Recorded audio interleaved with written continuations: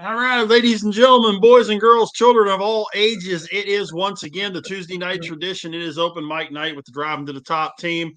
And my name is Big Rich, and I'm laughing at the lower right-hand corner of our screen. We'll get to that here in just a second.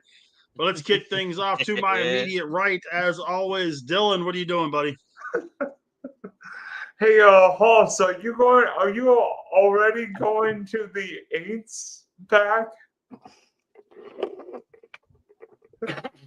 Adam, how's it going, buddy? Good. Surprising win this weekend, but we'll talk about that. And Mr. We Suck, how are you? God damn, the ball fell out my head. I'm good. My other question.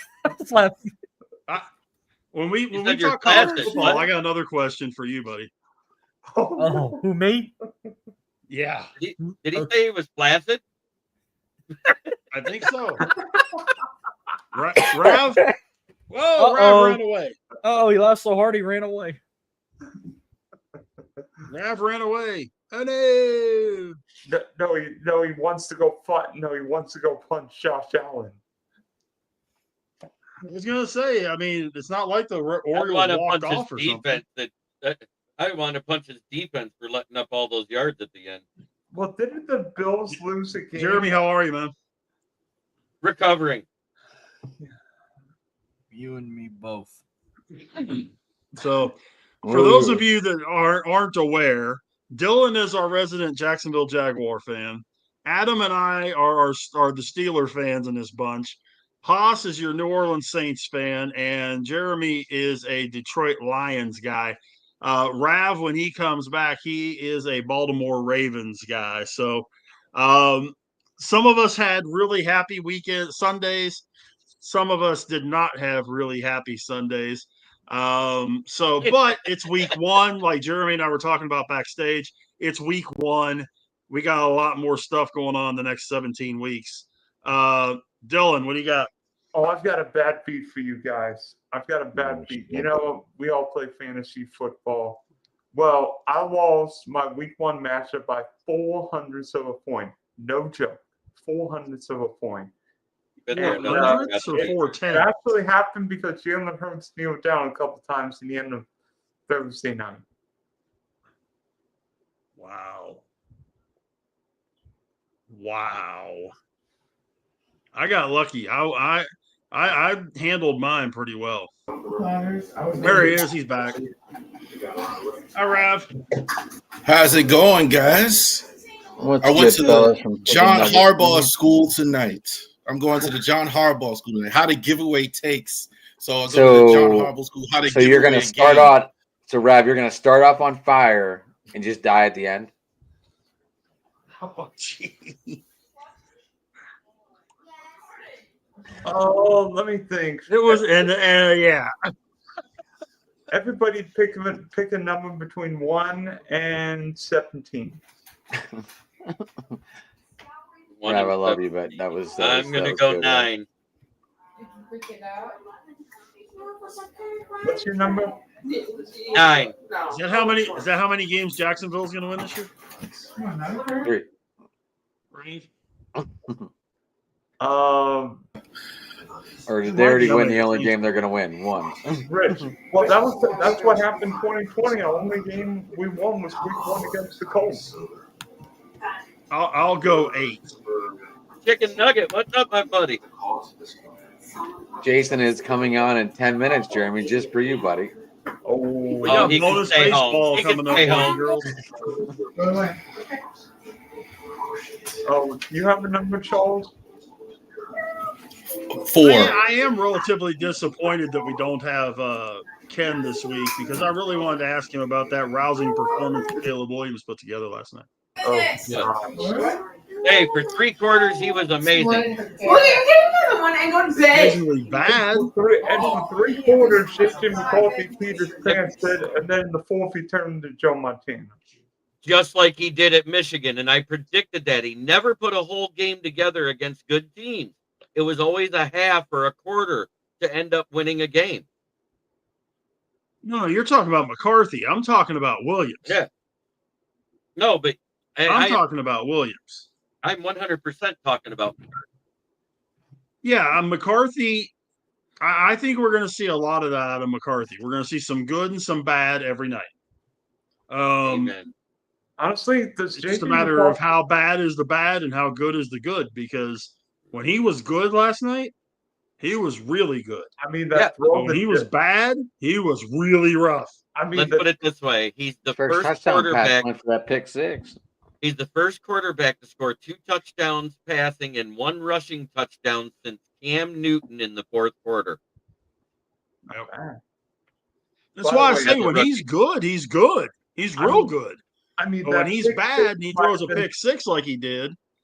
That pick six might have been the worst throw I saw all week. I mean, that defensive back caught it and it was gone. But the throw. Well, Peyton Manning made the perfect statement because I always watch the Peyton cast. I can't handle Joe Buck and Aikman. They just make me want to jump off a roof. Can I say my name for him? Well, go ahead. Joe Buck, because he can just fuck off. Well, all I know is that Peyton made the comment that it seemed like the the defensive back ran the pattern for McCarthy. And he was the one running the pattern because the pass was right in his hands, right as he anticipated it, and boom, he was gone. Not the best game of the weekend. Obviously McCarthy looked. I think from the entertainment. No, I'm sorry. McCarthy last night looked exactly like I saw at Michigan. That was classic JJ McCarthy. Terrible for 3 quarters. Run the ball. Maybe your team keeps you in the game, and he's good for a quarter. Classic. That's exactly what I was worried about. That's what I saw. Still not good enough to win the game, luckily, last night. But, yeah, that's exactly the inconsistency what I saw. That's what I saw. Well, and he's fortunate. He's fortunate that he does have a really good pair of running backs with Aaron Jones and Jordan Mason to go with the pair of really good receivers that he's going to have when Jordan Addison comes back, with having JJ and Addison, and then of course Hawkinson at tight end. I mean, he's going to have weapons all around him. He's not going to have the Danny Dimes excuse in New York of I have no weapons. McCarthy's going to have weapons coming out of his ears. By the way, I've got a funny story for you guys today. We pick numbers. Adam Sandler came to my alma mater today.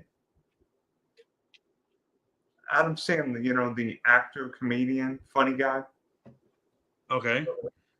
And he came to my school, and it was literally like 5 minutes after my mom was there. Inside the basketball arena. Cool.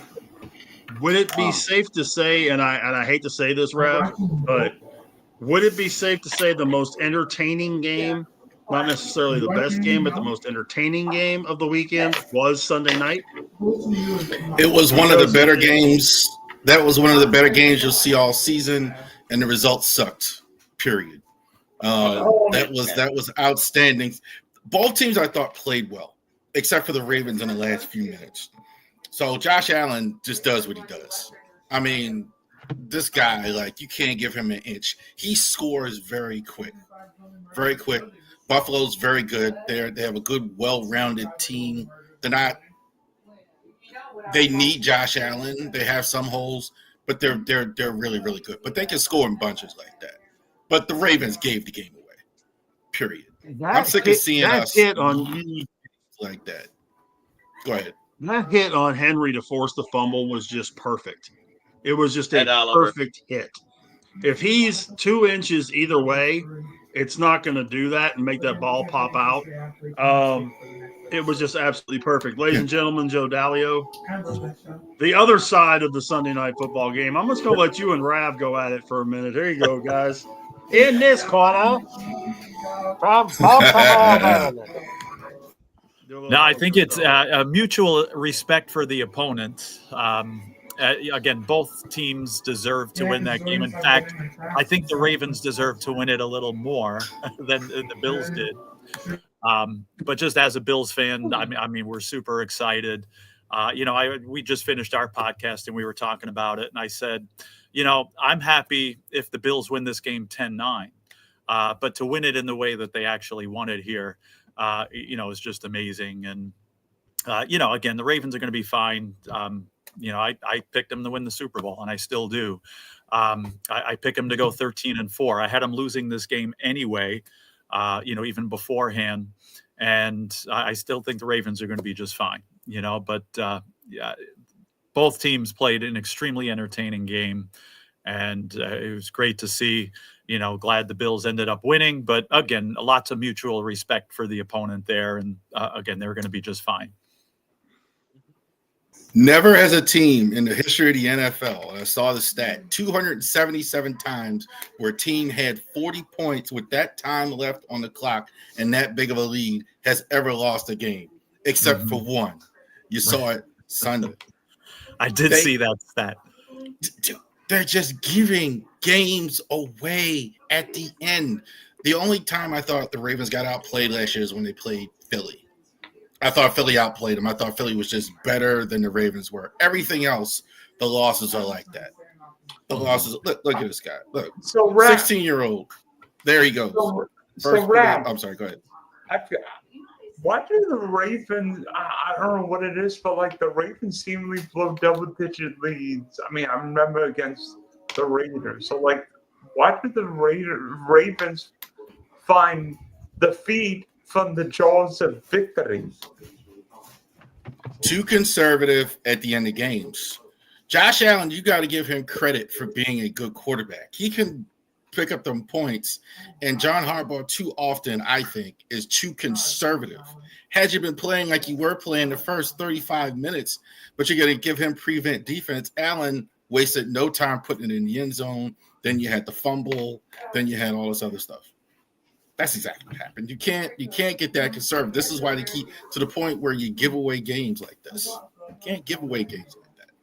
I'm just going to ask. They've done it a lot. Did the Bears do the same thing and let JJ come all the way back? I didn't watch the game. You know what, Rav? I think I figured it out. They stopped wanting to do it in the playoffs, so they're going to do it in the regular season.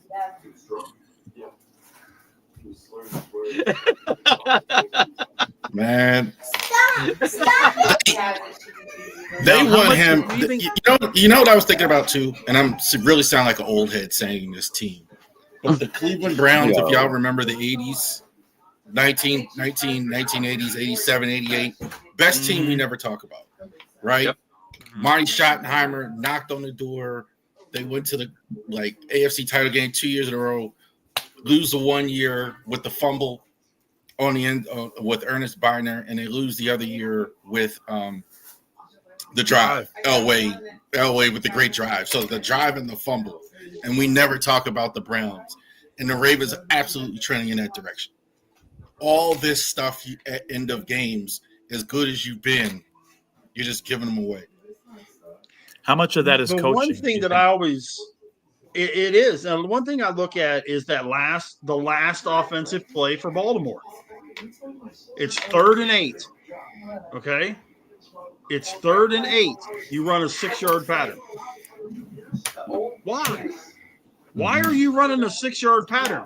You're running a 6-yard in. You go 8 yards in because you had zero chance of getting a first down once you caught the ball. I thought it was 3rd and 5 and he went 4 yards. I thought it was 3rd and 5 and he went 4 yards. Either way, why go short of the still, six? The pattern was short. I thought it was a yard short. But yeah, why do you run the pattern a yard short? It just doesn't make any sense to do that. And you see teams do it every single week. But at that particular point in time, if Baltimore gets that first down, it's church. Yep. Buffalo never sees the ball again. I've got one for you, Charles. On fourth down, the way both defenses played, might that have been one where you gamble and basically like Bill Belichick back in the day, 4th and 2 against Peyton Manning? You're like, heck, we're going to go for it. Go for it. We got Lamar and Derrick Henry. I think that would have made more sense than just punt it. he would have done that too most of the time.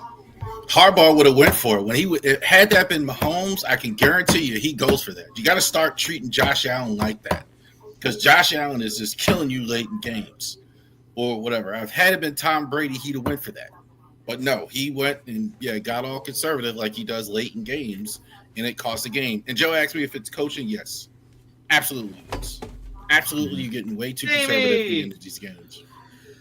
How you doing, Rav? Are you talking about where you should have went for it at 4th and 3 and he punted it? Yeah, he should have went for it. There's a reason why he did it. They said Lamar's leg was cramping up, and you wouldn't risk going for it if he's got a cramped up leg. That's not good. Just give it. That's why there's the old school football player in my head going, you got plenty of time to rest for the next week.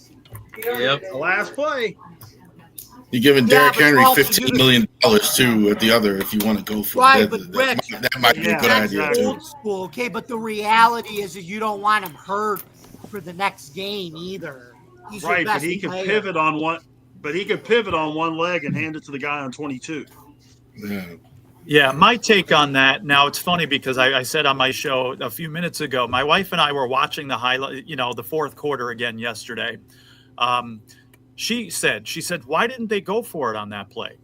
And I told her I thought it was a smart play not to go for it. Now, again, I know what you guys are saying about being too conservative and stuff, but if they somehow not make that play, you're handing the Bills a field goal. Whereas if you punt it away, do that. the Bills still have to, drive down the field and make plays to get into field goal. Either way, you got to pick your poison. Yeah. Now I know, again, the defenses weren't making plays, and because all it would have taken was one interception, one drop thing, or one fumble. And again, I know defense wasn't making plays like that, but I told her actually, I think he would have taken more criticism had they gone for it in that case and missed it and the Bills kicked the field goal than him punting the ball away. I thought it was a smarter play to punt it away, to be honest with you. I think it's a damned if you do, damned if you don't. Right. Exactly, Rich. You're getting second guessed either way. True. Yeah, but here's what I was saying about the whole emphasis of defense now. Like I said, we were talking about it on our show, Joe, like all the football traditionalists, I like to use your team for an example, Charles, if you don't mind. The 2000 Ravens defense where they're making hits that back in the day would have not been, would have been penalties. But if they did any of that today, it'd be penalties. But also, you got to remember the way that, that hybrid kickoff rule that they took from the UFL, right? And I feel like what it does is, like I said, it favors offense a lot more because when you kick it for a touchback now, you're giving it to them at the 35-yard line. It's 15 yards more than the old days where you would give them at the 20. So when you used to put it at the 20, there was more time for your defense to basically, scheme. But it's like when you're giving up that much field position on a touchback or even on a kick, which if you saw 76% of the kicks were returned in week 1 because of the rule, they're still starting at the 33 or the 35. And it's like defensive coordinators now have to totally change the way they got to scheme on defense. Or do you change your mind? Do you say, we just outscore you instead of trying to stop you? Because, like I said, it's not going to turn into the NBA where there's no defense at all and it's all offense. But this rule makes it a lot more. It makes it even more of an offensive-friendly league and less defense. Well, I think there's still going to be defense. It's just, like I said, they want more action in the game, not just teams starting at the 20 and guys tackling each other. That's why I like the move, because there's more action in the game. But I guess I wonder if defensive coordinators are going to complain that all these kicks being returned, these teams are already starting with much shorter fields. What do you think, Rich? The traditionalist in you. Well, I'm not a big fan of how they got this thing set up anyway. I wish they would go back to the old way of kicking off. But I think you're right. I think it's as broad as it is long. If you're returning the kick as much time as you have and the shorter distance for the guys to get their legs under them, you're running it out to the 30, 33-yard line, 35-yard line anyway. But it does take time off the clock, which we saw with what happened on Monday night. It took time off the clock, forced the 2-minute warning, so on and so forth. I'm okay with it, I guess. I just wish they'd go back to the old way of doing it. Yeah, because you like defense, though, right? Well, I like both, but I like things that when they work, we don't change them. Although it wasn't working in 2020, it wasn't working in 2023 though, because only 22% of the kicks were returned. Well, but let's shift gears for just a second to a different game, and let another two guys have their go at it. Boy. Jason, how you doing, bud? I am fantastic this evening. How's everyone doing? Doing great. Good to see Well, you. we figure we'll let we just got done with the Buffalo and Baltimore end of things. Now we figure we'll let you and Jeremy get into the whole discussion about a certain game that went on Sunday afternoon. I don't know. Who did Green Bay play? They played my Lions. Yeah, they played the Motor City Kitties. I mean the Lions. That's right. Thank you. That's okay. You have your glory. I said good game to the Packers fans I talk to all the time. You know what? Well, I'm not bitter about it because you guys played a good game. You looked prepared. My team looked like they were still stuck in high school and on a practice field because that O-line, I've never seen it look that bad in the entire Dan Campbell regime. First of all, Jeremy, I will reassure you that even though we're rival fans, I'm not one of those types of fans to rip into you and dig it into your face and say, "Ooh, you suck." I don't believe in that. Oh, you can say it. We did suck. So I will say this, looking at it from the Detroit side, Jeremy is absolutely right. The Lions looked very vanilla in their game against the Packers on Sunday. And Jeremy, I got to be honest with you, they're going to miss Frank Ragnow a lot more than they realize. Yeah, I know. I see it. You know what? You want to know what I hope? Because I feel like this is the only true league. Good Lord, that's loud. Where you still play what I saw was Kingsley Egekun in preseason. Out of the 4 games we played, he faced 3 starting defensive lines. So if you look at what we faced, and he didn't give up a lot of sacks, and Graham Glasgow looked as lost out there as any center I've ever seen. I've seen rookie centers come out of college and look better. Let Kingsley Egekun start this week versus Chicago. So for me, from the Packers side of things, I couldn't have been more happy with the result of that game for Green Bay. I thought Jordan Love was very efficient with the football on Sunday. Did not try and do too much. He was able to distribute the ball effectively and fairly to all of his playmakers. He got Jaden Reed involved. He got Romeo Doubs involved. He got Josh Jacobs involved, both as a receiver and a runner. And, of course, there was that guy by the name of Micah Parsons on defense. And even though he didn't make an outstanding overtly contribution, I think he had, maybe 1 tackle or 1 sack or whatever. The point is that clearly he created a lot of disruption that allowed other players on that defense to disrupt the Lions on offense. And what I noticed in the first half, though, you were creating more pressure when he was off the field than when he was on. So I think that was because he tired out that O-line, and they got more tired. And then all the mental mistakes that we were making, it compounded. Yeah. That's why you've seen Jared Goff do something he never did. He was 31 of 39.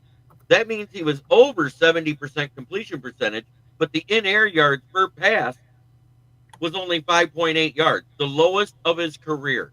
And that was because he had to get the ball out fast. He was pressured 9 times. I sacked 4 times, hit 7 times. That doesn't usually happen with Detroit. That hasn't happened since that second year when the Rams O-line went to shit. And we're seeing that right now. Yeah, definitely. And, as far as Green Bay is concerned, after this one performance, a lot of the prognosticators and a lot of the analysts and experts want to say, hey, Super Bowl contender, they're going to challenge Philly as the best team in the NFC. Yeah, they probably will. But Green Bay will have their bumps and bruises this season. There's no doubt about it. And I want to see more out of Jordan Love. Bottom line, I want to see, A, that he can stay completely healthy, and that, B, he can have more efficient games like he did against Detroit on Sunday. Because when you look at all of the complementary weapons that he has around him on offense, Tucker Kraft at tight end, Josh Jacobs at running back, Romeo Doubs, Jaden Reed, he has a plethora of players. He doesn't need to be Brett Favre. He doesn't need to be Don Mikowski. He doesn't need to be Bart Starr. He needs to be Jordan Love. Matt LaFleur needs to sit down with him and tell him, Jordan, we don't need you to win games by throwing 40 or 50 times for 300 yards. If you can reproduce what you did on week 1 against Detroit, with our new defense now with Micah Parsons and with the plethora of playmakers we have on offense, and by the way, that Packer offensive line is getting really, really, really good really quickly. Very impressed with the progress that Jordan Morgan has made. Very impressed with Elgton Jenkins. So all they need Jordan Love to do is be a game manager, make some plays here and there, but keep them in the game. So Matt LaFleur needs to tell Jordan, look, just manage the game for us, distribute the ball the way you did, learn from your bad days, move on from your good days. Our guy had a touchdown. Yeah, I couldn't have been happier with the way the Packers played on Sunday. And, we have a quick turnaround. We're playing this Thursday night. So, we'll be able to see a little bit more of Jordan and the whole Packers team. But I'm very happy with the direction we're going. And if everything goes and falls their way, there's no reason why they can't contend for a berth in the Super Bowl this year. And I want to say Isaac Tesla looks just as good as I thought he would, even though he only had 3 snaps. 2 of them were run blocking. He had 1 pass to him. And what was it? One of those little air floaters that everybody hates to golf in the back corner of the end zone. And he looked, the way he caught it, and I'm not saying he is that guy, but it reminded me of that primetime OBJ catch from Eli Manning where he snow coned it behind him and pulled it in. That's what it reminded me of. Yep. Yeah. Ultimate question when it comes to that, though, Jeremy, is Adam, did you start Tesla? But yeah, I did in 1 league. Okay. I have him on my team too. He harped on him on our show too, as far as what this kid was going to be like and everything. I was like, okay, so and he did what he was supposed to do. So I also had a Ibuka out there too. So did I. Lucky. I had on one team. I had Derrick Henry, Ibuka, and who was the other one that had over 20 points? And I still lost by 5. Why? Because I had Joe Burrow as my starting quarterback. I went 4-1 this week. I went 4-1. The only reason I won by about 20, and I had Quentin Johnson on my bench. The only reason I still won by 20. I said I wouldn't draft Quentin 12. Johnson I'm sorry, 12. until I seen him catch 80% of the passes on a season, because eventually that comes back to haunt him. Where'd Rav go? I don't know. I'm not real sure where Rav ran off to. He bugged out. Hey, when you got to go, you got to go. Hey, yeah, I mean, we're in the top of the 11th. He pretended he was playing football and he was Derrick Henry and he fumbled his way out. So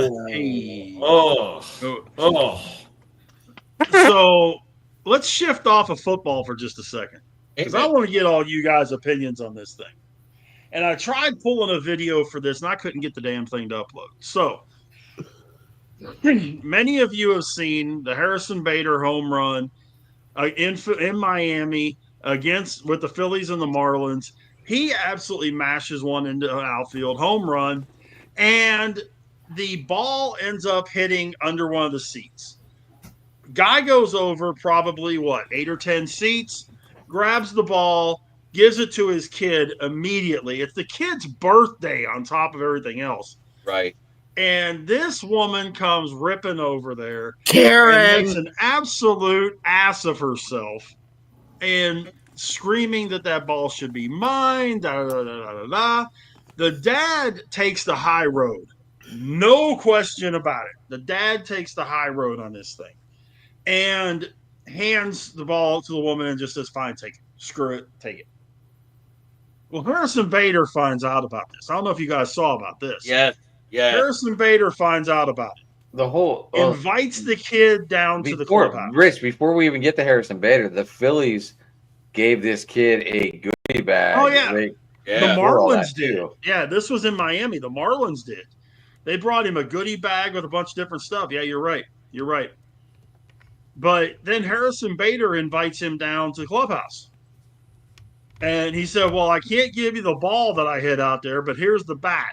And he signed the bat for the kid and gave him the bat and a bunch and some other stuff too. Signed things, took pictures with him, all that kind of good stuff.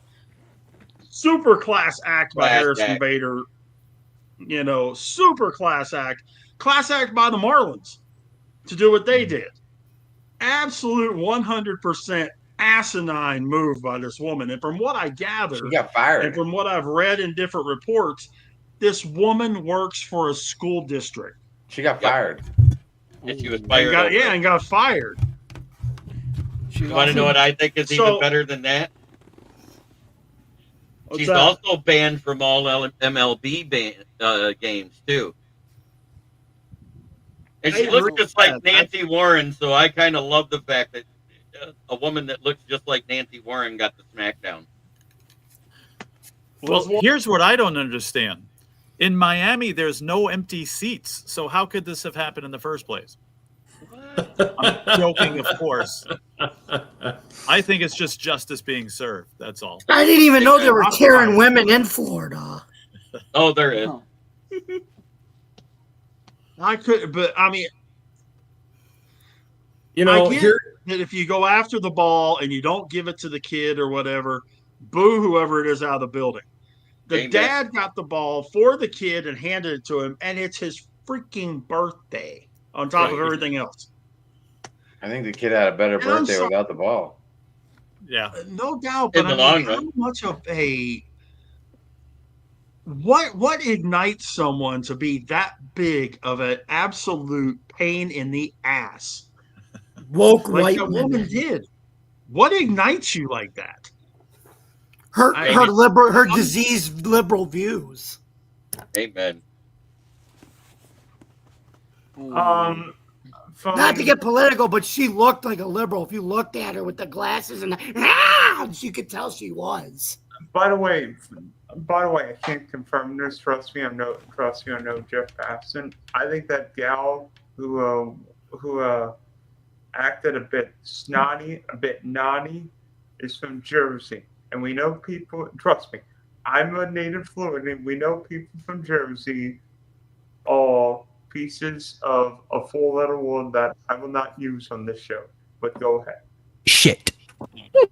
It's probably not a good idea to stereotype all people from Jersey. I've got some friends from Jersey. Mike Trout's from Jersey and he's cool. But you know what my favorite thing is about the Jersey thing? It came from a movie. Go back to Jersey, you moron. She looked like a dyke. She looked like a dyke Jamie Curtis. 100%. Jamie Lee Curtis is actually a lesbian. You know that, right? Yeah, but she's got big knockers. No way. I'm okay with that. I didn't know that. So I think she switched hits, guys. Oh, at least she didn't wake up and Chris Browner on Little Dickie's body for freaky or for freaky. Wait a minute, guys.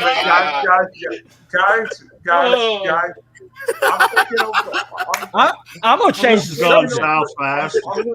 I'm gonna get us back on street. I got a better one than that. No. Don't worry, it's PG. I promise. Dylan, I want to hear Marcus. Dylan. Or PG.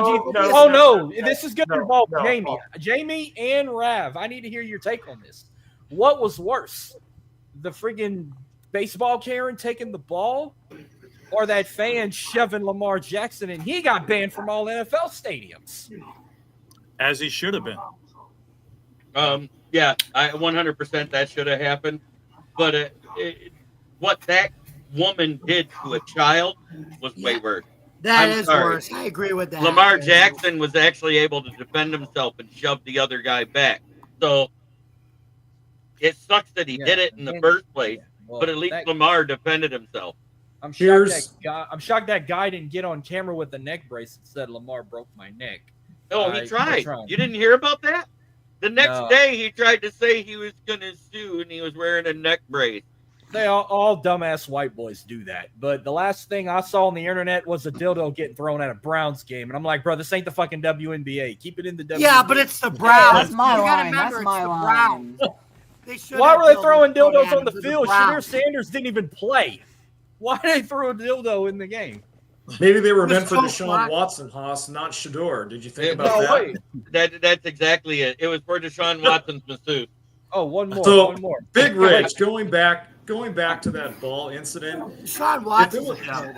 If it was a situation where Philly Karen caught the ball and the father came over and just flat out ripped it from her hands, then I can understand her being pissed off. But when there's nobody in those rows of seats down there and the ball lands, whether it's in front of you or perpendicular to you or parallel to you, it's open season for anybody. For fathers, mothers, Philly Karens, Philly Joes, no offense, Joe Dalio, for anybody. So again, if she had actually caught it, he came over and ripped it from her hands, then I can see her getting in his face and giving him the middle finger. But that didn't happen. You're right. She was completely way out of line. I agree with the Phillies organization for kicking her out of games indefinitely. Also, I don't know if you guys heard, but the company Camping World also gave the kid family a World Series package and an RV.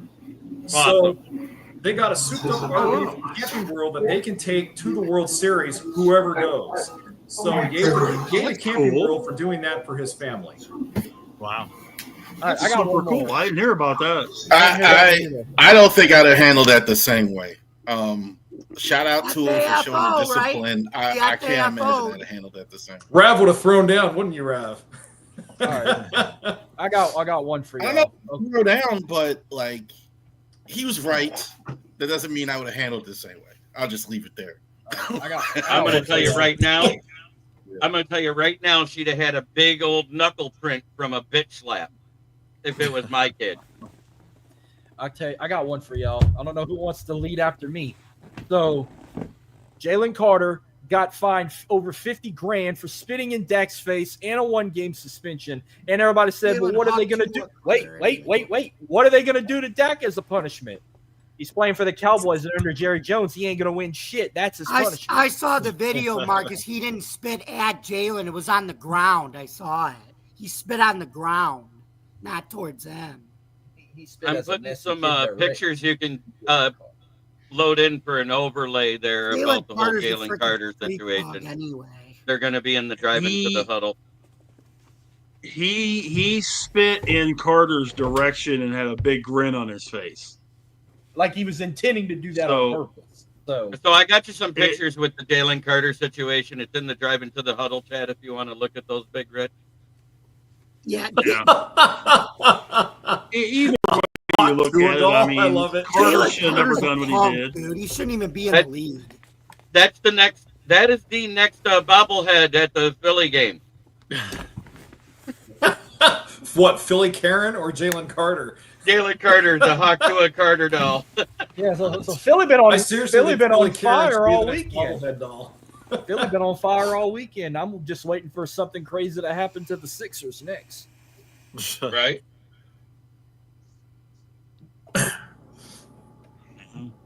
That way, if you want to put them up as an overlay, stupid by Jalen Carter. That was just super dumb. I still kind of feel that way. I think because you guys. Well, yeah. Did you see how much his fine is? $57,000. $57,362. It's a game check. Yep. In other news, the Saints still suck. I think they're going to be favorites in this game against San Fran. They might be. I haven't looked at the line yet. Last I saw, the 49ers were a favorite. The Saints are 0-5 in them black helmets. They've never won a game with those black helmets. I'm pulling the defense man did good at first, but that offense is shit. And right now, the lineup is 49ers minus 7.5. Because they're not going to have Brock Purdy in this game at all, right? They're going to be missing Purdy and Kittle in this one. So I don't know. Where is missing Purdy too? I know Kittle's out. Brock Purdy is playing. I'm 99% sure Purdy's playing. Where is the Kittle game? got put on IR. So it's in New Orleans. It's in the Dome. It don't matter. Back-to-back home games. Okay. Hey, how about they get one guy who's actually younger than me, who's really Did the Tigers beat the Yankees? The 12-2 eighth inning. 12-2 in the eighth inning. The Tigers got 1,000,000 runs. Huh. And the Orioles walked off the Pirates. Y'all got lucky. 3-2. I hadn't even checked on the Astros lately. I don't even know if they win. You're up 3-1. I'll say this too about the Orioles. That game Saturday was one of the best games I ever saw. The Dodgers game. Nuts. That was fantastic stuff. Hey, by the way, Jason, your Dodgers came within 3 outs of a no-hitter twice in 3 days. That had never happened. Yep. Either way, Dodgers are going to make history, be it good or bad. It must be nice for other teams to have a bullpen that can actually come in and close games. It's really refreshing to know that the Dodgers bullpen always comes up clutch for the other team. I mean, it really, really brings me so much joy to see Tanner Scott be benevolent with the home runs that he coughs up every now and then. And it really makes me more benevolent to see when guys like Blake Trinan walk the bases loaded, and when he throws a slider all the way out to Appomattox, Virginia, and when he can't even get a third freaking out. Really, I'm glad to know that the Dodgers bullpen is good for other teams, because that's the job. They are supposed to be clutch for the other team, not for their own team. And you know what? If I was Yoshinobu Yamamoto, after that no-hitter got tanked for me, granted, Yoshi had given it up when he gave up Jackson Holliday's home run, but still, when Tanner and Blake came on and did the wonderful choke job, Rav, on Saturday, if I was Yoshi, I would have taken a pair of chopsticks and I would have gone Bruce Lee on those two guys, because that is unacceptable. Unacceptable. Granted, he lost the no-hitter. And no offense to the Orioles, Rav. They have some good young talent. No offense to the Orioles. But in the 8th inning, when you have a 2-run lead and your closers are brought on to close the game, you have to freaking close the game. So if I was Yamamoto, again, I would have taken a pair of chopsticks. I would have gone Bruce Lee on both of those guys. And he's terrific. As far as Tanner Scott is concerned, he has no business being on a major league roster. Get him off the Dodgers roster. Whatever happened to this guy, forget about it. And you know what? Does baseball hate you, Tanner? Baseball hates you because you say it also would be wonderful if you had a coaching staff that could actually teach you how to improve your mechanics. Unfortunately, the Dodgers don't have that, so we're never going to know. That's all I got to say about that. And by the way, the Dodgers deserve to get swept by the Pirates the week before, because they showed up and did exactly dick. So that's what I got to say about that. Okay, well, 2 things out of this. Jason, first, I would like you to not hold back and tell us what you really think. And secondly, I heard Walker Buehler's available. No. I mean, look, Walker has a special place in my heart, as he does all Dodgers fans. He came on and sacked up and helped us win that World Series last year. If it wasn't for Walker Buehler, we would not have won the World Series. But Rich, Walker has struggled mightily this year. When the Red Sox cut him, he had a 5.74 ERA. And when the Phillies picked him up, they took a flyer on him. He did even worse at AAA Lehigh Valley than he did with the Red Sox. I think the problem with Walker is still physical with whatever's going on, but also mostly mental. Walker has never been in this situation before. So as much as I love Walker, he'll forever be a Dodger. Getting him at this point, to me, would just add insult to injury. I don't think he would make the bullpen better, regardless of how good he is in October. Plus, the Dodgers are getting a fair amount of efficient relievers back. They got Alex Vesia back. They activated him yesterday. They're very close to getting Roki Sasaki back, and if they get him back, he's probably going to be an X factor because they may stick him in the bullpen rather than in the starting rotation because they have all their starters healthy now. So we are getting some reinforcements back, but still, I'm not as confident about the Dodgers making a run as I was last year. Everyone thinks, all of the experts say, well, the Dodgers are going to click. They're getting all these healthy guys back, and they're going to click. I'm sorry. They have 17 games left to go in the regular season. If they couldn't click in June, July, and August, they are not going to click in the final 17 games of the regular season. It ain't going to happen. And if the Dodgers do, by some chance, make the playoffs, they're going to be a wild card exit. First round, I have no doubt about that. Regardless of how good their pitching is, there's no way in hell they advance past the wild card round. I'm just being realistic. I'm gonna push back a little bit. I think the Dodgers don't have 50 problems. They got one. You can't finish games with that bullpen. That's not going to work. But everything else is good. Your offense goes down on the road, which a lot of teams do. Ohtani was a killer. Freddie Freeman, Betts is even coming. So but you got that bullpen is just not going to help you. Period. No, that's just losing you all the games. But, Rav, we also have a problem defensively. We're one of the worst defensive teams in Major League Baseball, in the outfield especially. The Dodgers have the third worst defensive metric plus WAR ratio in all of Major League Baseball. Teoscar Hernandez could not field a patch of butterflies out there in right field. Watching Teoscar play right field is like watching Clete Boyer play catcher. Okay, I'm sorry, it just doesn't work. Not to mention that it's bad for those people watching that don't know who that is. Yeah. Let's old timers know. Joe, I could have thrown an Ed Kranepool reference in there, but I decided not to. Okay. but Rav, aside from the bullpen, they are below average defensively. They're not good defensively, so I'm not as confident about them fielding the ball, especially in the outfield, as I was last year. And the problems are still not with Shohei and Frank and Mookie, because Mookie has swing his batting .328 over his last 15 games, 3 home runs, 14 RBI, so he's starting to finally click. But it's the bottom. I thought Betts looked good. Yeah, it's the bottom of the lineup. The lineup from 5 through 9. It's all over the place. Teoscar was batting 181 this week. You have a collection of guys that just aren't getting it done. And as we all know, especially in October, every spot in the lineup from 1 through 9 is important, but especially from 5, 6, 7, 8 on down. If those guys can't produce runs in October, what the hell are you going to do? By the way, did I mention the Dodgers also have the third worst batting average in Major League Baseball since July 1st. That doesn't bode well for us. Oh, that was my daughter making a guest appearance. No, but man, I'll tell you what, I really like Andy Pages. I really do. I think he's going to be a tremendous player, and he's going to he is really good in the bottom of the order and plays a good center field.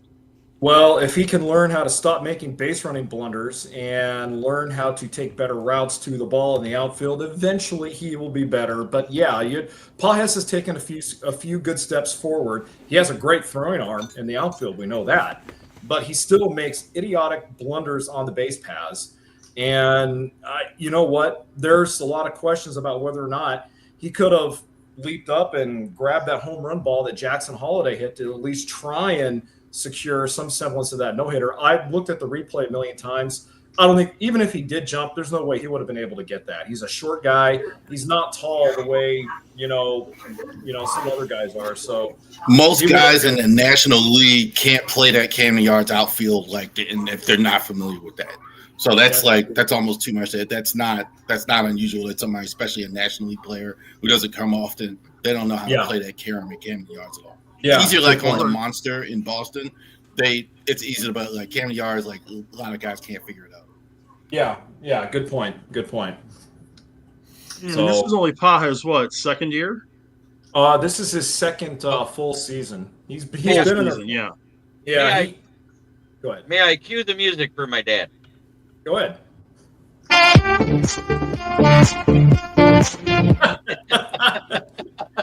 I mentioned Cleat Boyer, Ken's brother. I didn't mention Ken. I should have thrown the Ed Kranepool reference in there, Joe. Gosh darn it. It might have matched better. Yeah. Ed Kranepool.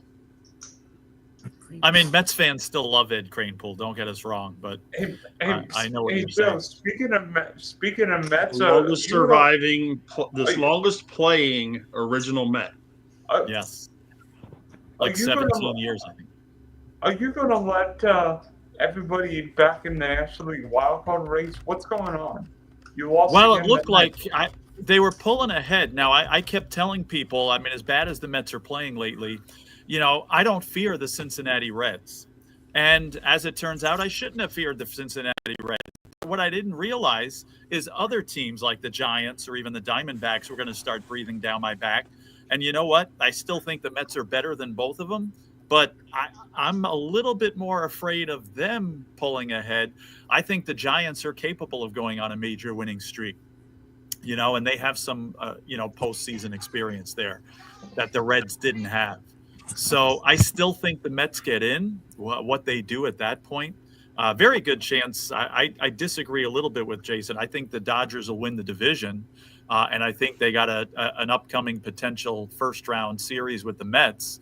But the Mets better wake up, and I've been saying that for a month and a half.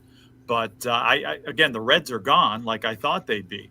But I didn't even think about the fact that these other teams would be, stepping in and making some noise, and we'll see what happens. I still think the Mets get in, but they better wake up fast.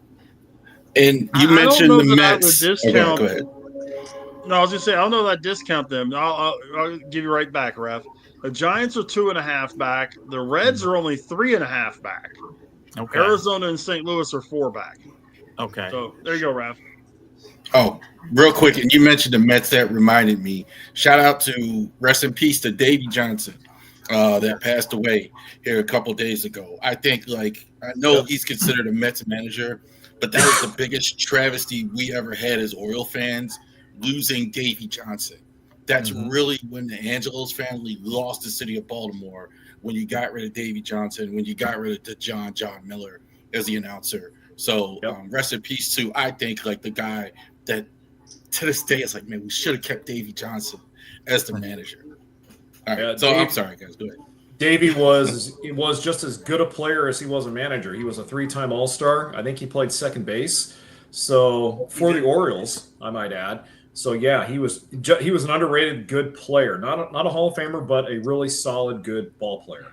He had 43 home runs the one year with it when on the Braves with Hank Aaron and Darrell Evans. I think they all hit over 40. Yeah, and he even managed the Dodgers too in his later years before he managed the Dodgers in the mid '90s, if I remember correct. So yeah, I can't believe he's not in the Hall of Fame already. When I saw that, it's he's not in the Hall. As a manager, yeah, I know, kind of surprising, huh? That's kind of crazy. I'm surprised. I'd be surprised. Honestly, I would be surprised if he gets in. What's going on behind the scene with Davey Johnson? Where I think it's something like that. It's got to be. I'm sorry. Go ahead. What was going on behind the scenes? Well, I don't know why he's not in. It seems like he's blackballed or something like that, or maybe there's something like that going on with Davey Johnson. Why he's not more revered, considering he's his win-loss percentage is as good as any manager in the Hall of Fame. Charles, I'm not sure Davey Johnson won enough games compared to some of these managers like a Tony La Russa or Joe Toy. Of course, he won a World Series, but I'm not sure Davey's got the longevity. The year Davey Johnson hit 43 homers, he drove in 99 and came in 13th in the MVP balloting.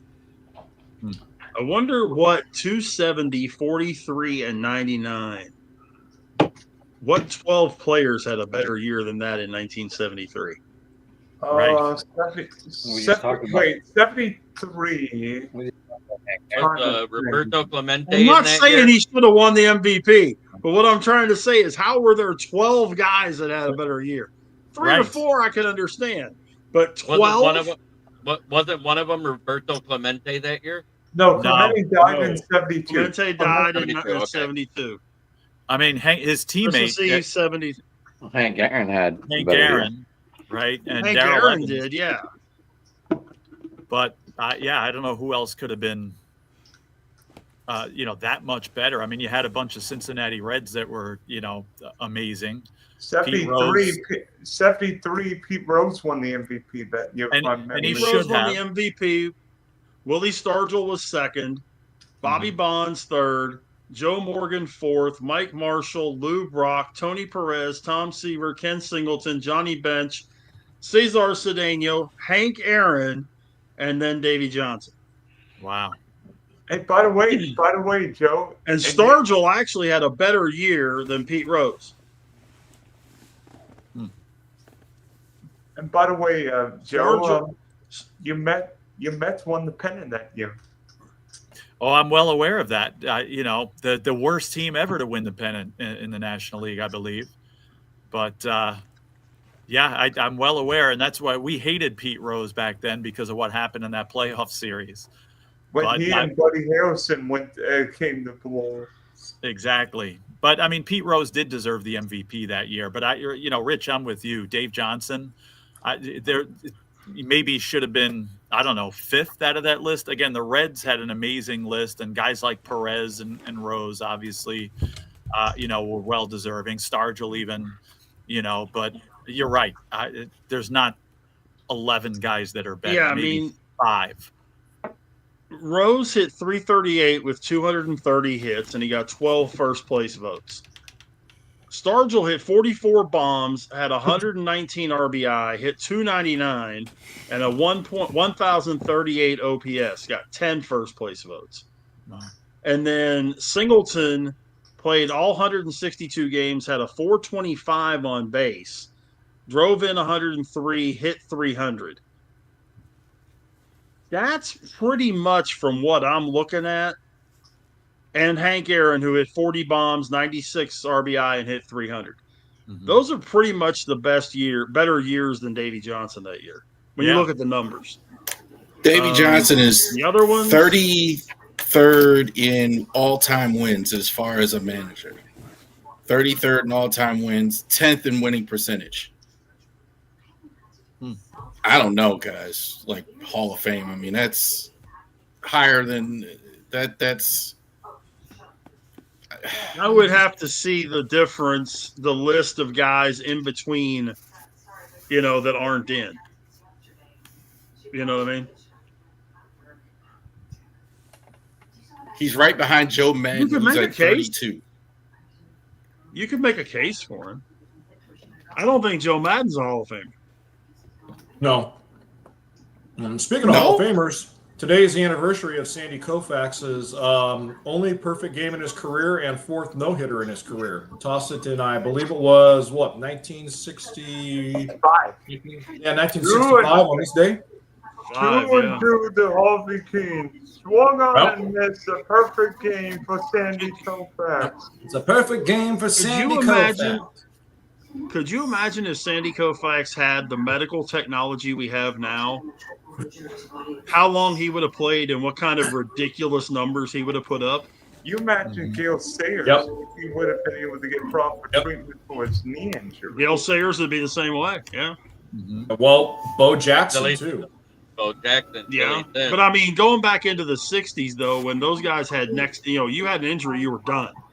Yeah. If they had the technology that we have today medically, Sandy Koufax would have put up numbers that would have had him considered by everybody the greatest pitcher of all time. Mm-hmm. He would have had 5,000 Ks before Nolan Ryan did. Oh yeah, he put up video game numbers over a 6-year stretch. That was the most dominant in the history of Major League Baseball for a pitcher. Lord knows what he could have done with a full, healthy elbow over an 8, 9, 10-year span. For argument's sake, right. Another one from back then, Satchel Paige. Yep. No. Oil Can Boyd. Hey guys, Catfish Hunter. I'm gonna head out shortly, but I do have 2 things to say. Top 5 power rankings after week 1. Do you want me to go 1 to 5 or 5 to 1? Just do them. Whichever way is best for you.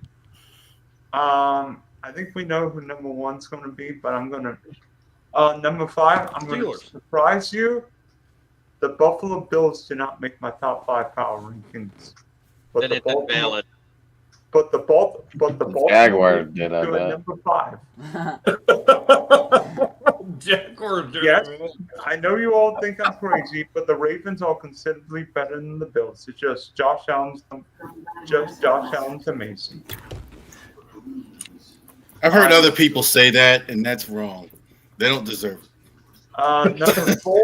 Number four, the Los Angeles Rams. I think the LA Rams have the league's most underrated defense, and Matthew Stafford's a top 5 quarterback in this game. And I'm telling you right now, I think the Rams defense will flummox a lot of teams this year. 3, the other team in LA, the Chargers. Did anybody see what Justin Herbert and the Bolts do to some guy named Mahomes the other night? Yeah, week 1 Mahomes. I want whatever. He's 2-3 in week 1 so far in his career. Well, one of those games came because one of those losses came because his tight end and best defensive lineman didn't play against you guys. That had nothing to do with it. The pick 6 he threw. Well, Brian Branch finally did something. Yeah, Branch had another pick 6, but if it wasn't for a guy holding on to the receiver like it was his girlfriend, it would have counted. Maybe if Taylor Swift. Maybe if she shall not be named was the wide receiver. Ken's dad, is he talking about whenever the pitcher came into the league or the best of the 80s? Hey, you can ask Jason. If that would have stood, that'd have been 3 games in a row that Love threw a pick 6 to a Lions defender. Yep. And it would have been a game changer because that happened mid-3rd quarter. Yep, probably more than likely would have, yeah. And number 2, the Eagles. The Eagles probably have the most stacked roster in the league, outside maybe number 1. Green Bay, number 1 in the Spunky Power Rankings after week 1. Okay. Yeah, baby. And 2, hey Josh. Okie How many jerseys have you worn tonight? I think you've worn more jerseys than Cristiano Ronaldo. I could wear 3. I could put on another one.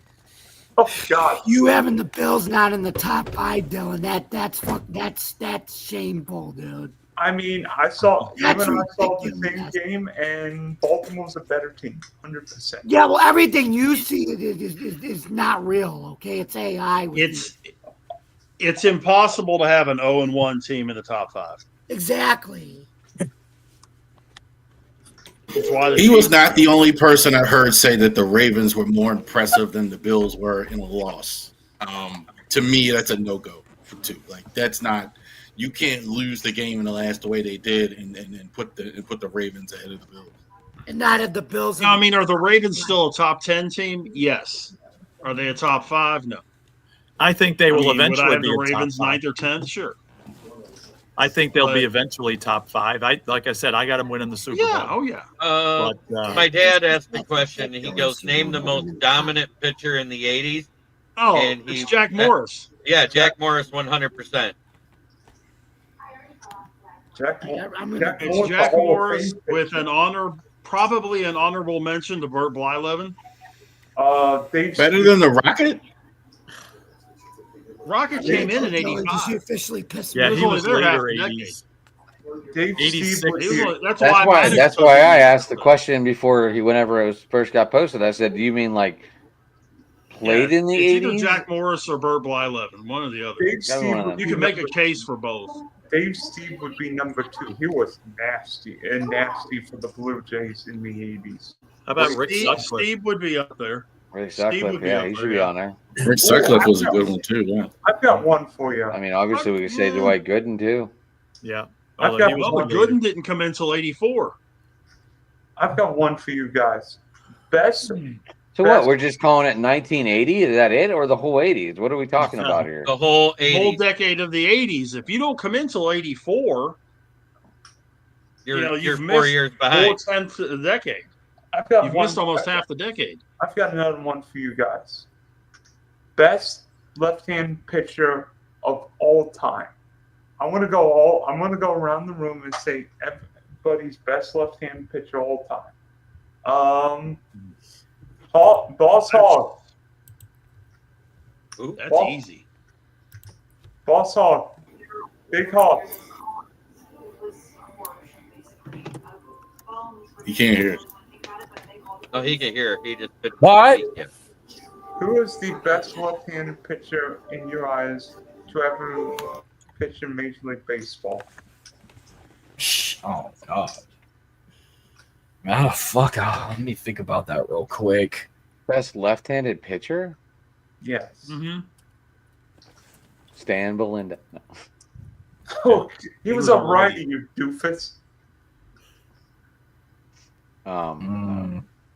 I'm still on the Stan Belinda. That's a Pirate fan. If you remember that name, that's a hardcore Pirate fan. If you if you want to go that way, Adam, throw Jim Rooker out there or Jerry Royce or something. If you're going to go that, at least get a lefty out there. Well, right. Next we're going to be talking about Mike LaValliere and Don He's a catcher. He would not qualify. I want to know what era you want him from. If you're saying all time, the best one was Sandy Koufax. If you want to go, I was gonna say him. I was gonna say him. Randy Johnson. Or all time. I'd have said Sandy all time, or currently I'd say like Max Fried. If you want to go really ancient and you want to talk about 1915 to 1940, you talk about Lefty Grove. Lefty Grove. And then there's another guy to put in there. We weren't around for that, so. I know, but he said all time. There's another lefty to put in that discussion. Steve How Carlton. about some love for Tom Glavine? Yes. Okay. Tom Glavine 7. Big Rich, all up the ante on the love for Tom Glavine. What about the love for Warren Spahn, who used to pitch for the Milwaukee Braves? He's 363 career wins, a 3.09 career ERA, 2,583 strikeouts for his career, a 1.19 WHIP. I've got Warren one. Spahn. He's up there. I got one. Jim Abbott. Oh God. Jim There was Abbott. no hitter with the Yankees.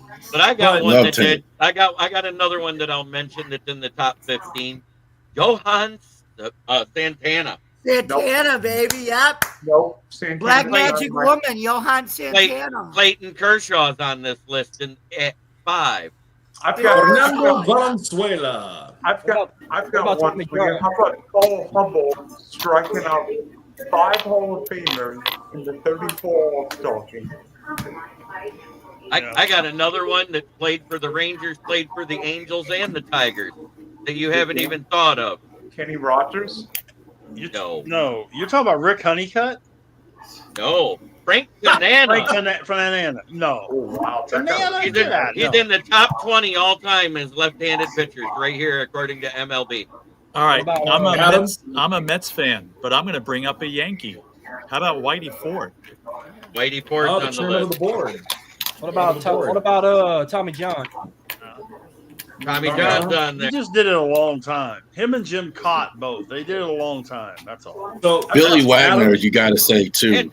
Billy Wagner. If you want to throw an Astro, Billy Wagner. And a Mets guy, Billy Wagner. The only White Sox to not get banned from the Black Sox thing, Eddie Seacott. Well, Eddie Seacott sucked him. No, he did not. What about I think he was hurt. I still think it starts in it. I still think it starts with Sandy Koufax and works itself down. Okay, Yes. I've got. Steve Okay, Carlton gets I'm my gonna vote. start at Randy one. Johnson is number one. No Did question. anybody, Sandy Koufax. See, I'd is have him one. number 2. did anybody Lefty Grove. say anybody say Roger Clemens or J.R. Richard? they're- No, lefties. They're lefties. righties. all right. Oh, no, I'm I listening. thought they were lefties. I'm gonna go right off the list. Sandy Koufax, Lefty Grove, Randy Johnson, Steve Carlton, Clayton Kershaw, Warren Spann, Whitey Ford, Tom Glavine, Carl Hubble, Madison Bumgarner, Eddie Plank, Johan Satana, Tommy John, C.C. Sabathia, Hal Newhouser, Lefty Gomez, Chris Sale, Araldus Chapman, Jimmy Key. That Excellent. tells you there haven't been a whole lot of elite left-handed pitchers. Guess That's who's all the that next list one on the explains list? to you. Who's All the right. next one on the list? David Price. That Wow. definitely explains it to you. You left out Once you get legendary. past the top 10, those are questionable No, pitchers that to list have is on any too sort of list. And it's temporary. Randy Jones, Dave McNally, Jim Catt, Vita Blue, Rube Oh, geez. Waddle, Frank Tanana, Jerry Roos, John Lester, Mark Bertley, Mark Bertley, yeah. Wow. Al Leader, Why not Don Billy Trell- Wagner on there? Dontrell Willis made the list. Dontrell. Leo Time Gonzalez. Al Leiter, Yes. You might as He well made the put list. Randy. 28. You might as well put Randy Tomlin. No, we haven't even hit 20 yet. 20 is Harry Breachin. And then it's Paul Splittorf, Hippo Vaughn, Noodles Hahn, Dallas Keuchel, we're Babe Ruth. Now you're just making getting my silly. point. Now you're just getting silly. Once we get past the top 10, they're all it's not even worth bringing up. Diamond Okay, dozen. guys, I've got a You better didn't bring list. up Dave Rigetti. I've got a better list. How about this? Joe That- Jokes Dave Rigetti, then Spaghetti Rube for the Ricard, women's league. Dave Rigetti Mike pitched for the Fuller, Mets when they won the Mel World Series. didn't Parnell, they? Bobby Yes, Shant, Dylan. What? Mark Mulder, Okay, Steve that- Avery, Johnny Vandermeer, and Cole Hamels ends the list. Okay, I've got a better list from everybody. Best right-handed pitcher in baseball history in your eyes. There's more to choose. All right, Christy upon Mathewson. saying that, I'm going to bail out on this one. So I got to run, guys. So Um, then you Christy have Mathewson. which one, Joe? What's that? How do we get you, Joe? How do we get you, man? I'm on Joe Dell Greg Sports. Maddux. Joe Dell Sports on Twitter X. Again, talking about the Bills being a hit and talking about some guy that spit. Anything more than that, too. So you can find me there and then our Buffalo Sports Conversation Room. So I'll talk to you guys. All right, Joe. Thanks for coming on, man. Always Thanks for great having to see you, man. For me, Thanks for all-time having me. history, this guy belongs at the Always top great, because Joe. the award See ya. is named after him. If you want to talk about the best right-handed pitcher all time, Cy Cy Young. Young. Christy Matheson's got to be on that list, right, guys? Number one is easy. It's Walter Big Train Johnson. He's fourth, according to MLB.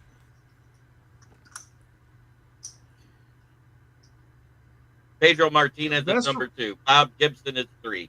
Walter Johnson is 4. Cy Young is 5. Roger Clemens is 6. Christy Mathewson is 7. Tom Seaver is 8. Bob Feller is 9. Satchel Paige is 10. I got Satchel Paige jersey somewhere. Boy, I don't Then think And see, that to me is a completely BS list. And then Because it's it Nolan is Ryland. missing. Nah, it's missing the greatest definitely the greatest pitcher of the late 80s and 90s. Definitely the greatest pitcher of that time frame. Nolan It's not even Ryan. on the Then list. Bert Blyleven is next. Then Juan Marichal, Jim Palmer, Brett Saberhagen, Kurt Schilling, Grover Alexander, Gaylord Perry, Early Wynn, Mordecai Brown, Red Faber, and guess what? Babe Ruth made both lists because he pitched with both hands while he was with Boston. I'm aware of this. If Greg Maddux is not in the top 5, it ain't a list worth of shit. Greg Maddux is number 1. I said it first. Okay, I didn't hear you say Greg Maddux. Yeah, That's why I said Greg Maddux first, and then Okay. he said that list is bullshit. I was like, Greg Maddux is number 1.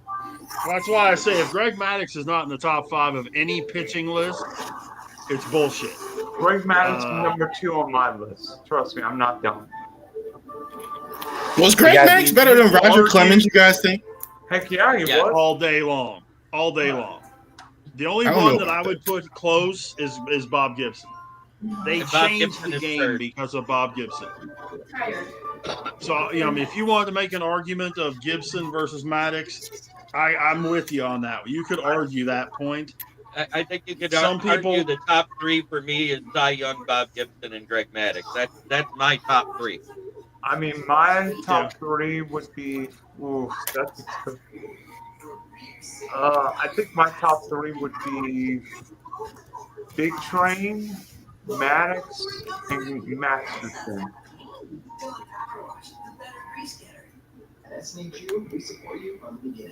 I don't know. You have to be pretty damn good for them to name the best pitcher award after you. Hey, so he's in my top three.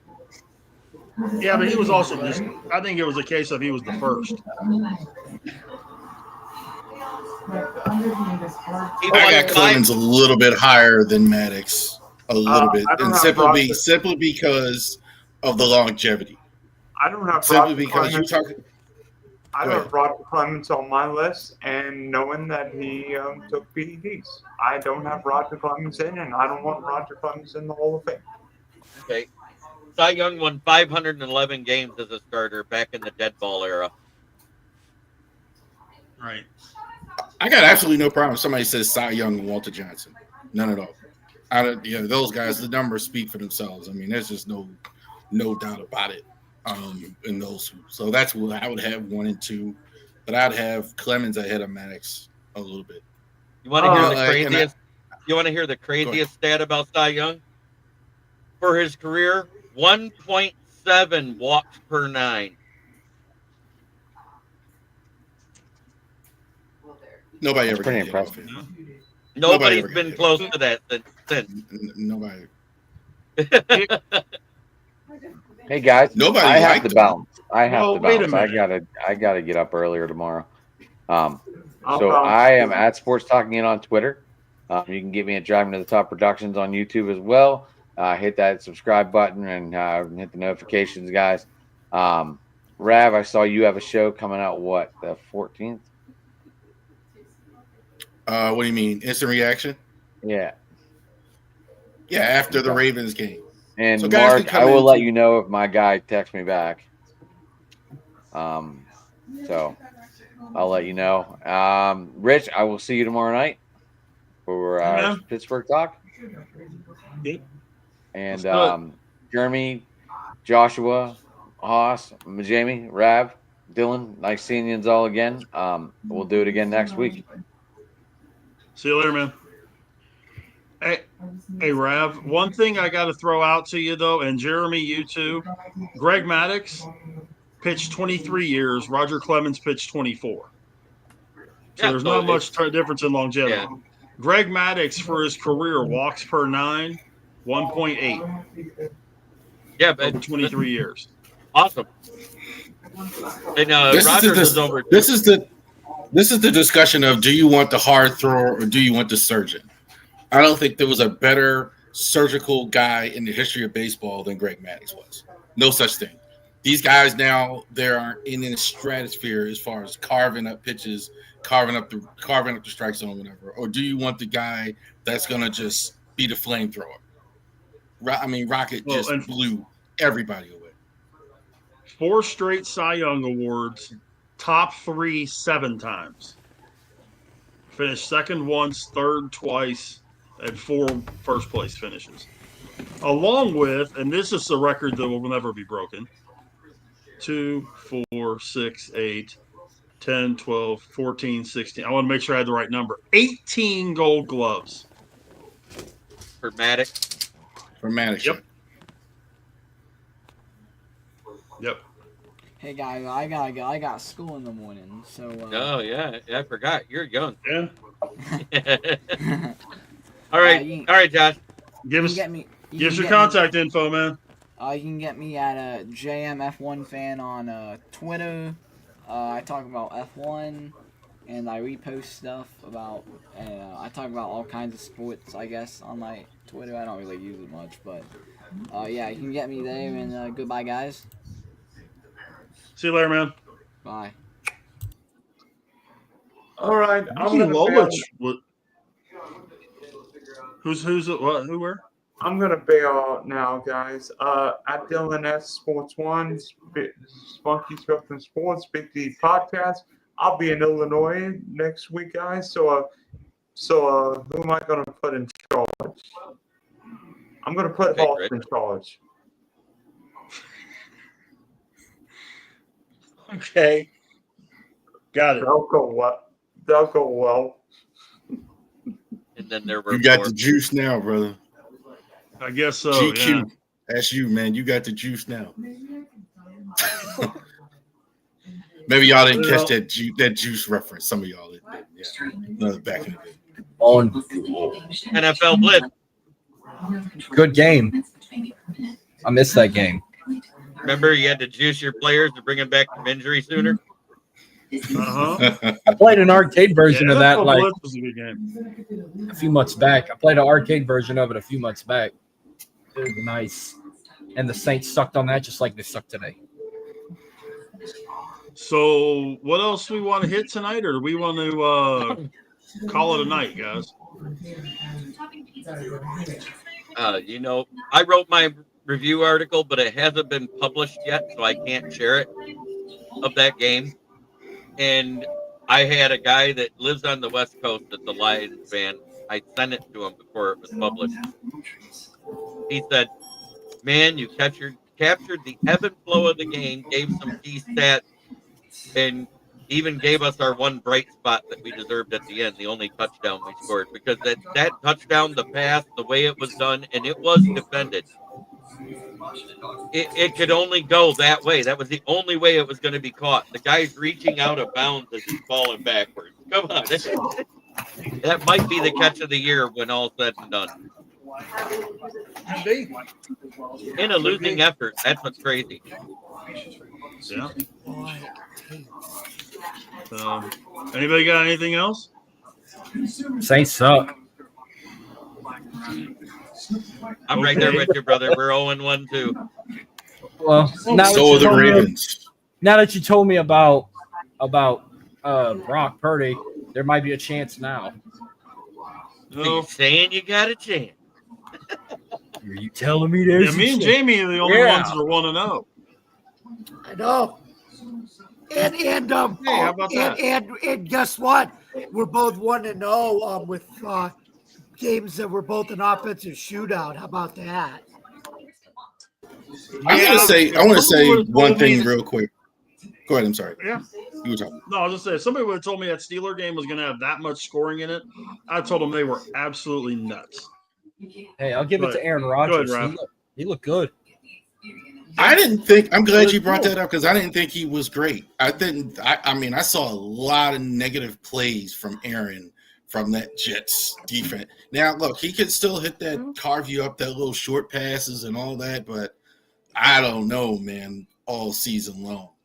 When they start playing real football teams, they may have some issues. But Aaron, I'll put it this way: that didn't look like the Aaron Rodgers I've been seeing his whole career. Like you can easily. He's going to need that line to play well for him as well. He looked a little. He looked a little older. He looked good. He didn't look great. He looked good. Could have been worse. Ramsey looked great. I'll say that. Ramsey, he was all over the field when I saw that. The only player that impressed me the most this week was Micah Parsons.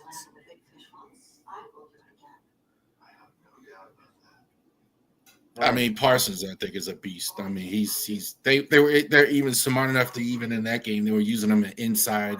They were just moving him around because he doesn't know the playbook yet, probably. So they just probably told him just do what you want to do.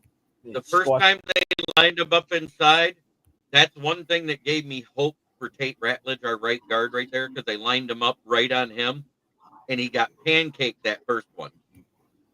And I was like, okay, this kid's got something. You know what I mean? Because it reminded me when the Bosa from 49ers went up against Sewell his first year. Just that first play where he pancaked him. I was like, okay, this guy shows promise. And then it was all downhill from there. So I saw they earlier they dropped the official like rankings in the league. So like it's no surprise like they got Buffalo like the number 1 team in the league right now. You would think the Miami Dolphins would be the dead last team in the league. No, the dead last team is the Texans. So despite how bad Miami played, they're not the worst team in the league right now. And the fact they only scored eight points and with a system now that, like I said, with a league that has more offense. Oh, Miami was bad. Lordy. That Miami, was the real stink show. Yeah, they belong at 32, 100%.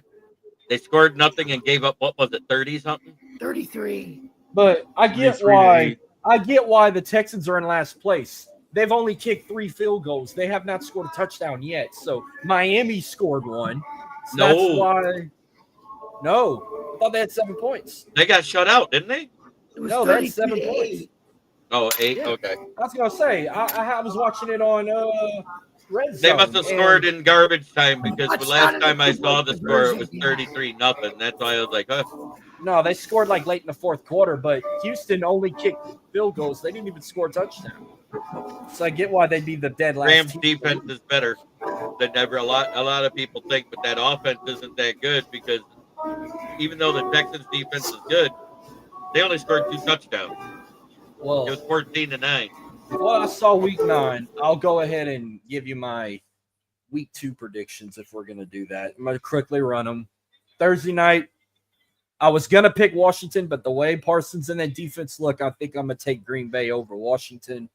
I'm going to still pick Saints over the Niners. I got Rams over the Titans, Bengals over the Jags, Ravens over the Browns, Bills over the Jets, Patriots over the Dolphins, Cowboys over the Giants, shockingly, Lions over the Bears, Steelers over the Seahawks, Broncos over the Colts, Cardinals over the Panthers.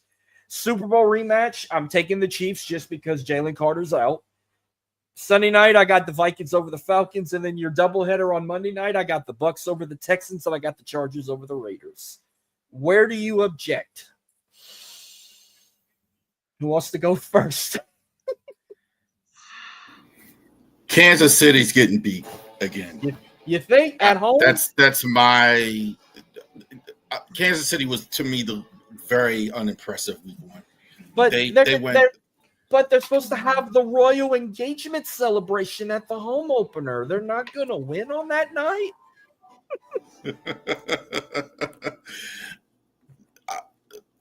Mahomes, I think, is still great, but I think that's all that's left. Their run game is non-existent. They're talking about bringing Tyreek Hill in. They finally got beat by the Chargers, who have a better team than them. So I don't think Philly loses. I think Philly goes in there and win, even in Arrowhead. It'll be a struggle win, and with what I was told with the halftime show, it's looking like we're either getting a pop or a country halftime show. Because last I saw, it's either down to Taylor Swift or Morgan Wallen now. I'd rather fucking Morgan Wallen, but I hate both of them.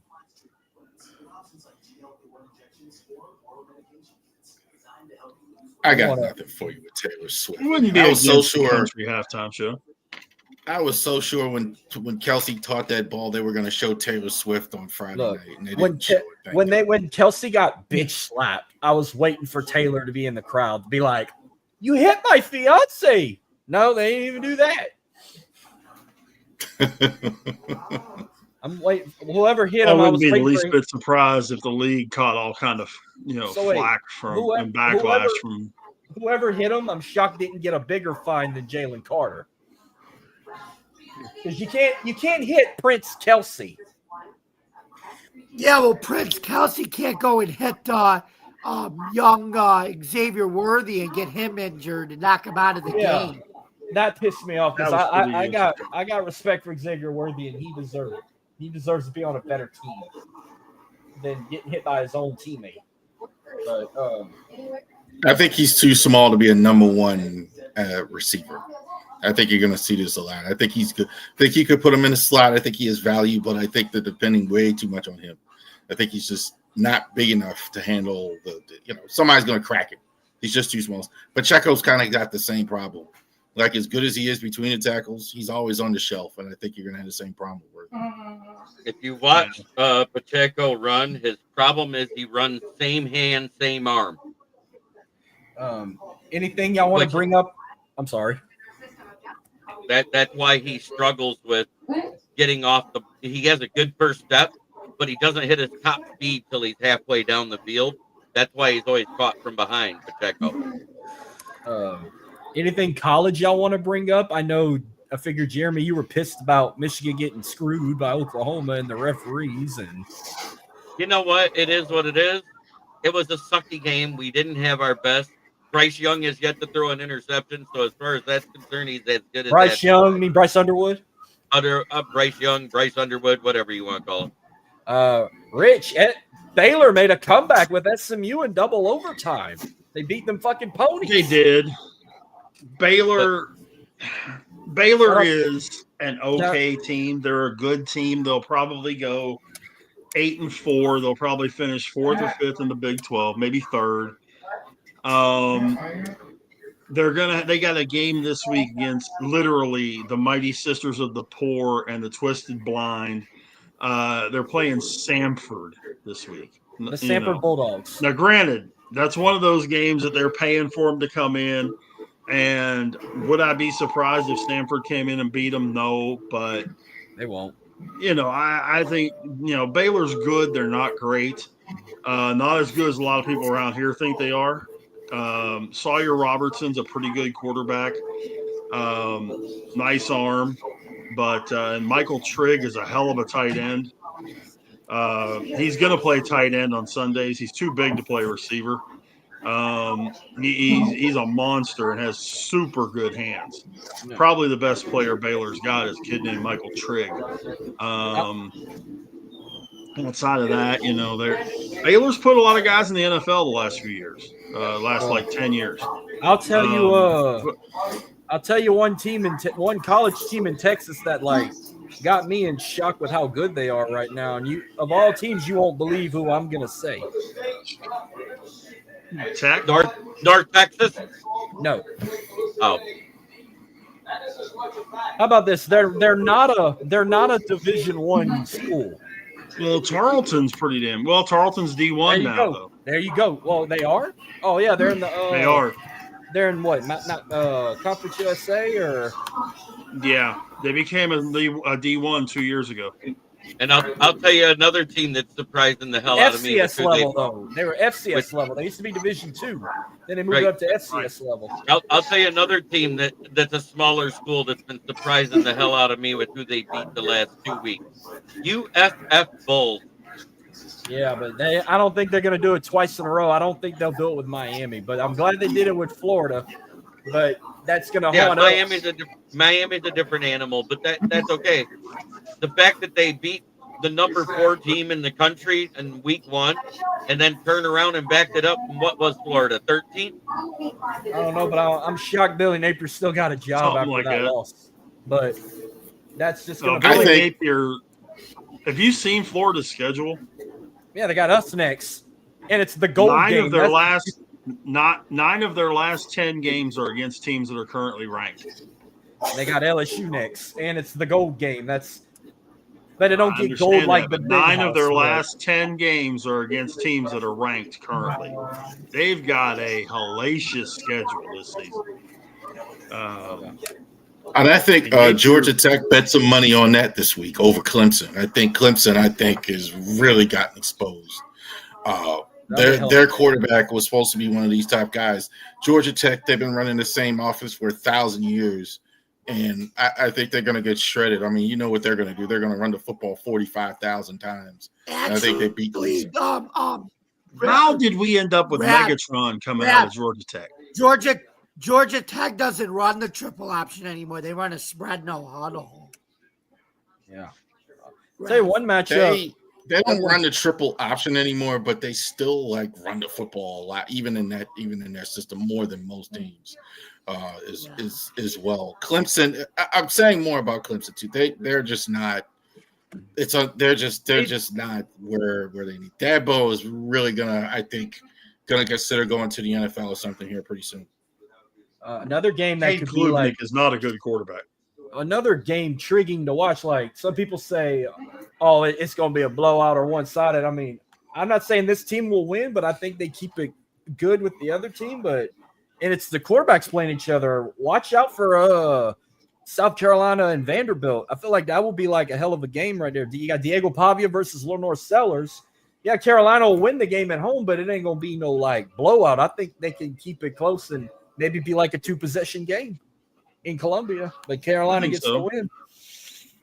You got Notre Dame and Texas A&M in South Bend, which I took Notre Dame in that one. Notre Dame is going to roll A&M. What else they got? They got Ole Miss and Arkansas. Ole Miss should beat them. LSU in Florida. Guys, I got to head out. You guys going to be able to shut this thing down if I bug out? Yeah, I'll go ahead and call. I need to get out of here too. Yeah. It's late. Tigers win again. Best league in the American League right now, right? And we lost in 10 innings, 4-3 to the fucking Blue Jays. Pirates lost 3-2 on a walk-off. Rangers lead 5-3 in the bottom of the 8th. Wow. I'm going to say this right now. Thank you for having me on. It is a pleasure to be on Driving to the Top Productions open mic night. Thank you for watching. If you're watching from my channel, make sure you hit the bell. If you're watching from their channel, hit the bell. If you're watching from Rabori Sport, hit the bell. Get notified. Watch us all. Thank you. I'm at Big Hoss 337. Find me on Facebook, Instagram, YouTube. My show you can catch on Wednesday nights on the go right here on Drive to the Top Productions and all. I got another show tomorrow. I might be pulling a doubleheader if I can get a guest to replace Gina for the 49ers Saints preview. But if not, I'm just going to do one whole episode doing it all. But be on the lookout tomorrow. Might pull another doubleheader or it'll be a solo one. Jamie, Rav? Yeah. So this week on the podcast, we'll go ahead. Instant reaction right after the Bills, right after the Browns and Ravens game. So definitely check that out on all of our. It's live on Driving to the Top this year and on the Rivalry Sports Channel. So definitely check that out. This week, we're going to be talking about the Bills' loss. We're going to be talking about the Browns' Flacco playing his first game in Baltimore. So definitely check that out. Big Five, we're going to talk about, obviously, the big Eagles and Chefs game as well. Who are the best teams in the MLB, the tiers. We're going to tier all 30 teams in the league, and we're going to still talk about the Orioles as well on all platforms. Cool, man. Cool. We definitely appreciate everything you're doing, man. Jamie, what do you got? How do we get you? You guys can catch me, yours truly, at Bill's Chat 1, at Bill's Mafia Chat, and also at Jamie Muller, the unbiased journalist, at DJ Dog Tags on X, the Fort and the Forkball.com, where I write about all sports. You guys can also catch me every Tuesday night at 8:00 p.m. Joe Daly and I just did episode 3 of season 3 of the Bubble Sports Conversation, where we talked about the Bills beating the Ravens, some other week 1 action games, and what do we think is going to happen in week 2. And it's really good to be doing a show again when we're finally talking some real football. And then you can catch me at 9:00 p.m. every Tuesday night on this same channel, Driving the Top Productions, where we do open sports. Mike, again, we were talking about football kicking off and a little bit of baseball history debate there and power rankings in the NFL. And tomorrow you can catch me at 9:00 p.m. on the Huddle Sports Network with Jeremy, Ken, and the guys over there. We'll be on from 9 to about 10. So you will be doing more NFL roundtable stuff. We'll be doing week 1 recap and preparing for week 2. And then Thursday nights, you can catch us back here at Driving the Top Productions for season 3 of the UFL starting in March 2026. Thank you guys very much for listening. Don't forget to subscribe to our YouTube channel.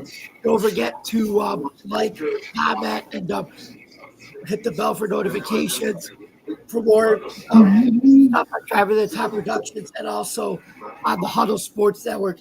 You can catch us on YouTube, Facebook, Twitch, X, and then also you can catch us on YouTube, Facebook, Roku TV, and Apple Fire Stick for the Huddle Sports Network stuff, wherever you get your podcast. Thank you guys very much for listening, folks, and we'll see you next week right here on Driving the Top Productions for Open Mic Sports Night. Good night, everybody. And you can get me on X, Big Rich 8371, or my Facebook page, just my name, Rich Richardson. Tomorrow night, 9 o'clock Eastern, 8 o'clock Central, myself and Adam will have Steel City Sports Talk. Talk about the Steelers' victory over the Jets. Also talk about the Pittsburgh Pirates' successes over the last few weeks. 12-7 in their last 19 games, and they are one game under 500 under Don Kelly. So, there's a lot of questions there as far as do we keep the guy, do we not, and things like that. We'll answer all that for you tomorrow night. Rav, Jamie, I appreciate you guys a whole lot. Appreciate everybody that's been a part of the broadcast tonight. And until next Tuesday night with Open Mic Night, my name is Big Rich. So long, everybody.